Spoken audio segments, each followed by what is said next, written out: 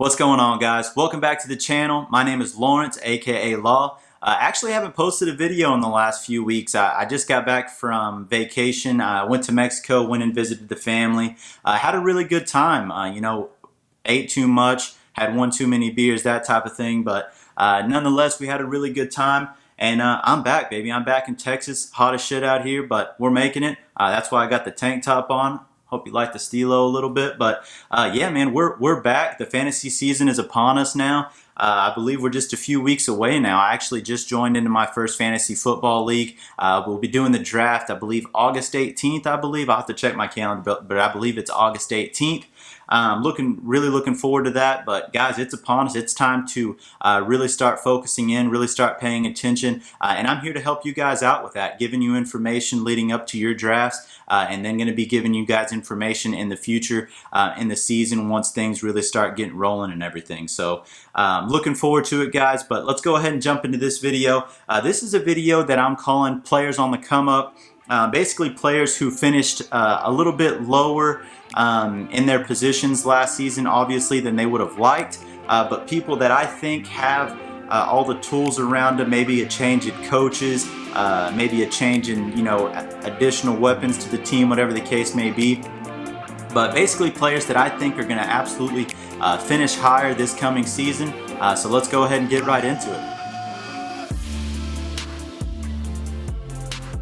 Alright guys, thank you guys so much again for coming back for another video. I'll go ahead and jump right into this one. I'm going to be starting off with the quarterback position, and the guy that I'm going to be talking about is Jameis Winston. He actually finished QB 21 last season and is currently being drafted right now QB 16, and I think he's being drafted right there for good reason, and let me tell you why. In the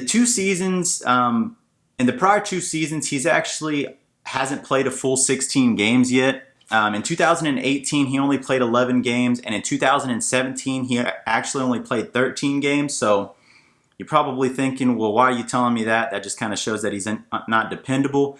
But let me just kind of flip that for you and tell you, in the two seasons that he did play a full 16 games, I'm talking about 2016 and 2015. In 2016, Jameis actually finished QB 16, and in 2015, he actually finished QB 13. So once I kind of saw that stat line of if he can stay healthy, he can really be a high caliber performer for your fantasy football team. I just had to note it and had to mention it to you guys because this is his team now. Ryan Fitzpatrick is out of the picture now. He actually took that job in week 16 of the 2018 season. So with Fitzmagic out of the picture, from week 16 forward, his stats over that time were 214 passing attempts, just a little over 1,600 passing yards, and 11 touchdowns. So it doesn't really take a mathematician to be able to figure out that if you average that out over 16 games, we're talking about 570 passing attempts, which is 9th amongst quarterbacks, a little under 4,300 passing yards, which is 10th amongst quarterbacks last season, and 29 passing touchdowns. So if you average that out and you put that stat line for him in all of the 2018 season, we're actually talking about a quarterback who's going to be finishing inside of the top 15 last season, had he been able to be a part of the football team for the full 16 weeks, had he not been suspended for that little while. But again, guys, this is his team now. They got a little bit of a change in coach. They got Bruce Arians coming in, who's going to be the head football coach for the Buccaneers. And I absolutely love this addition to the team for anybody involved in the passing game in Tampa Bay. So I'm talking Jameis Winston, Mike Evans, Chris Godwin, O.J. Howard. I love all of those guys. If I can get my hands on one of those guys, I'd love to have Mike Evans as my wide receiver 1, but I'd absolutely love to have Chris Godwin as my wide receiver 2. I absolutely think that this passing attack next year is going to be, if not prolific, then definitely high volume in the passing game. And Bruce Arians was the Arizona's Cardinals head coach, I believe from 2013 to 2017. But in the seasons of 2016 and 2017, they were high caliber in passing attempts, very high volume in the passing attack. In 2016, they finished third in passing attempts, and in 2017, they finished fifth in passing attempts. So I really like this in favor, again, of anybody involved in that passing attack in Tampa Bay. I really think that Jameis Winston can be a guy who can spread the ball out to all of these guys, and he's going to be a guy who can be very consistent for you on a weekly basis. So if you're ending up waiting into those double-digit rounds and you're able to scoop up Jameis Winston as, maybe your quarterback one, maybe your quarterback two, to be a little bit more on the safe side for your team, just to kind of solidify yourself in the position. We're talking about a guy who can actually run the ball a little bit too, so he's going to bring great value to your fantasy football team. And again, guys, not forgetting to mention that he's got Mike Evans lined up out there, who's another prolific wide receiver in the NFL right now. O.J. Howard, who I believe can come in and be a great performer this year. And Chris Godwin is just a solid overall second-string wide receiver for their football team. And again, guys, I just think that he's solid. You're picking him up in the 16th round, very late. And maybe not the 16th round, but definitely the 16th quarterback off the board. But you're picking him up very late, and he's going to be a guy who can come in and bring you solid fantasy value in that late in your draft. And I really think that he's going to be a guy who finishes right around where his ADP is, at that mid-teens, that 16, even higher, especially if he's able to kind of keep those interceptions under control. He's going to get plenty of volume, plenty of passing attempts to be able to create those passing touchdowns. And guys, that's really what it's all about. If I'm seeing way more passing touchdowns than I'm seeing interceptions, not only am I happy, but he's going to keep Bruce Arians happy over there. And Bruce Arians is going to continue to trust him, and he's going to continue to put the ball in his hands and have him air it out. So again, guys, Jameis Winston will not see over a quarterback 20 finish again this season. I'm talking he's going to be finishing right around where he's being drafted, mid-teens. Hopefully going to be seeing him between the 10 to 15 spot. Maybe not 10, but 11 to 15 spot, I believe, is where we're going to be seeing Jameis Winston for sure. So I definitely love him this coming season. Moving on to the running back position.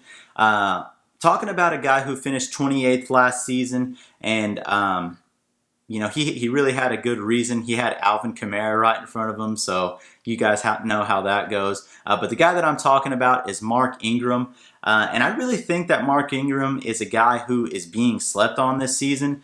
When I think of Mark Ingram, I think of a guy who can produce, who's a big body, who can punch it in the red zone, at the goal line, things like that. So he's a guy that can produce you touchdowns also. And he's produced over 1,000 rushing yards in 2 of the last 3 seasons. So he's a guy who can handle that type of a workload. And he was actually traded to the Baltimore Ravens this season. And this is a reason why I really love Mark Ingram this coming up season. And actually, let me see where he's being drafted at right now. Just to kind of give you guys a little bit of an idea of where he's going. Let me see here. But Mark Ingram is going as the 22nd running back off the board right now. So pretty deep into your draft already. If you can scoop up Mark Ingram to be your running back 2, running back 3 if you're going really running back heavy, he's going to be a guy who gets a ton of volume.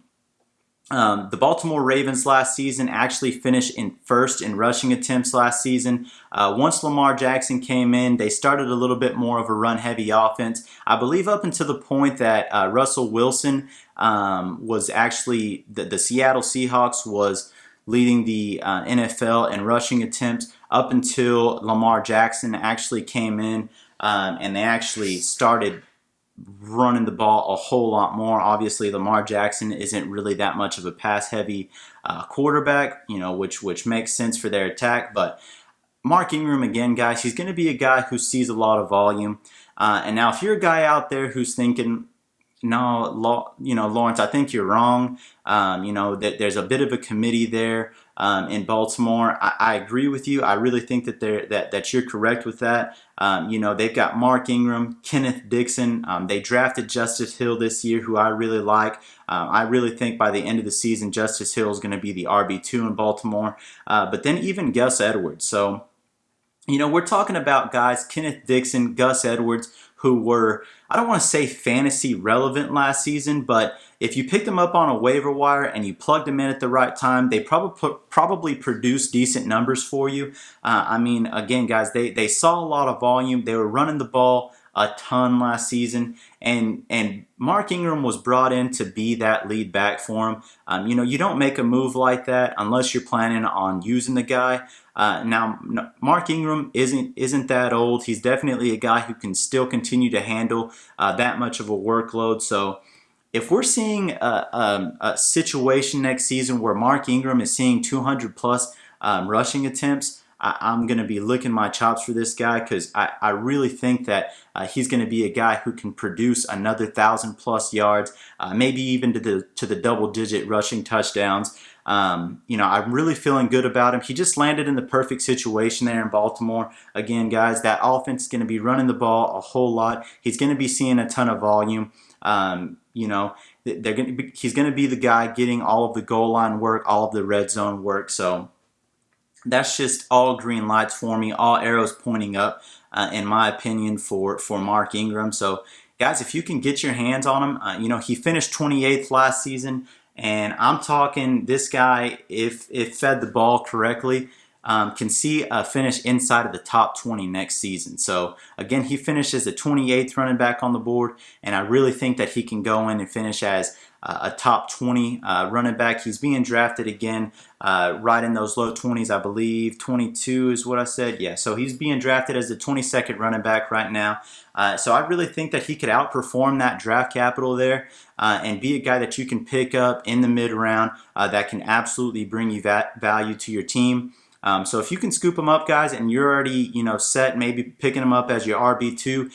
Man, if you're picking him up as your RB3, you're definitely playing the right game, and that's exactly how I like to draft too. So again, guys, a guy who can see over 200 rushing yards, 200 rushing attempts, over 1,000 rushing yards, and a guy who, if he can, that's the line right there for me. If he can jump into that double-digit rushing touchdowns, I'm absolutely game for him. He's a guy that you can use in the passing game also, so he's absolutely going to be a guy who can come in and bring you value to your team for sure, no doubt about it. So moving on, guys, I'm trying to kind of bust out as much information as I can. Again, trying to keep the videos under a manageable time frame, trying to stay away from that hour mark, but moving into the wide receiver position, a guy that I really love this coming season, and I'm talking about I really, really like this guy.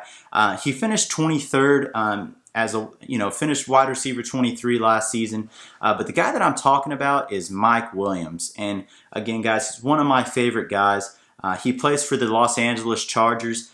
And one of the biggest things for me, and a reason why I like him so much, is Tyrell Williams is now out of the picture. Tyrell Williams soaked up about 65 targets last season, right around where Mike Williams, I believe 66 targets Mike Williams caught last year. So Tyrell Williams being out of the picture opens up those 65 targets. Now, I know they get Hunter Henry back, and they still have, holy cow, I'm going blank, Keenan Allen there. Holy cow, I went blank. They still have Keenan Allen there soaking up a few targets. So, of course, Keenan Allen is still going to be their wide receiver one there. Hunter Henry coming back. He'll be able to see probably half of those targets that Tyrell Williams saw. But if we're talking about 30 more targets for Mike Williams, I'm absolutely game for that. I absolutely love that. He's a guy who's got a big frame. He's got really good burst from what I saw in his film. He's got really good hands, and he's just a perfect fit for the Los Angeles Chargers offense. He makes a perfect red zone target. This guy's big, guys. This guy's huge. Really reminds me of a tight end. Doesn't have really good speed, but still, or top tier route running, but he's a guy who's going to be able to go up and get it. And Phillip Rivers really loves him in the red zone. I watched a few games, especially if you saw that Kansas City game last year. He saw a lot of red zone targets with Keenan Allen being down. He even saw the 2-point conversion that gave him the win over Kansas City late last season. So he's a guy that I absolutely love, guys. Again, especially with Tyrell Williams being out of the picture, I really think that this guy, especially if he sees 100 or so targets, even if we're talking about, okay, he doesn't see all 65 targets that Tyrell Williams saw last year, but let's just say he sees half of that. I'm talking this guy finished as the 23rd wide receiver on 66 targets and 43 receptions, guys. He's a guy that with 66 targets, he still managed to reel in 10 touchdowns, and he even rushed for a touchdown. So he's a guy that is in the game script. He's involved. The coaches there like him a lot. They see a lot of ability in him, and his athleticism is next level, guys. So again, guys, this is a reason that I love him so much this coming up season. And again, guys, even if he doesn't see all 65 of those targets, even if he sees 20, 30, now we're talking right around 100 targets. If he can finish with 23rd with only 66 targets, where can he finish at with close to 100 targets, guys? So keep that in mind, especially if you're talking about you're getting into your draft, you're really needing a wide receiver too. Mike Williams has a ceiling that is absolutely next level, guys. I really think that he can even see a top 20 finish, hell, even a top 15, especially if he's seeing the targets that I'm thinking that he's going to be seeing, and especially if he can see them in the red zone, boy. Again, just like Mark Ingram, nothing but green lights for me. If I can get my hands on Mike Williams as my wide receiver 2, hell, even my wide receiver 3, if the people that I'm drafting with have no idea what they're doing, Mike Williams is a guy that I absolutely love this season. So if you can, guys, get your hands on Mike Williams. His ceiling is absolutely next level. Again, he finished as a wide receiver 23 last season. And I absolutely think with ease he'll finish inside the top 20. And I may be getting a little bold with this statement, but I really think that he could even see up to wide receiver 15 next season. So I think the chips are kind of dealt for him. He's got Phillip Rivers still in really good form, throwing him the football. Especially if Melvin Gordon could come in and still give him that balanced attack. I know he's holding out right now a little bit until he gets a contract extension. But if Melvin Gordon can come in and still give him that balanced attack, I really think Mike Williams can see a phenomenal season this year. I really do. So moving on to the tight end position, and he's a guy that is playing on a team of a gentleman that I talked about earlier, and Jameis Winston, and the guy that I'm talking about is O.J. Howard. O.J. Howard actually finished as the 13th tight end last season, which isn't bad, guys. It isn't bad, but the reason that I wanted to put him on this list is, to be honest with you, anybody below him I don't think can really see that much of a step up. But O.J. Howard finishing it as the 13th tight end, I really think can go in and finish in the top 10 next season. He's just as solid as they come in the tight end position. In the first 11 weeks, he actually saw a top 12 performance 8 times. 8 times.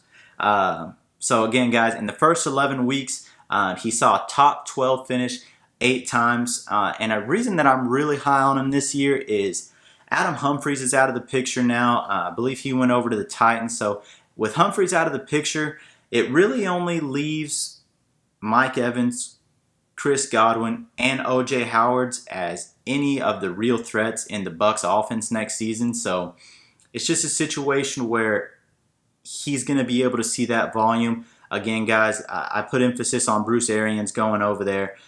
Bruce Arians' attack is very high flying, let it rip, that type of thing. So with Jameis Winston is a guy who can really air it out. So, and again, let's be honest.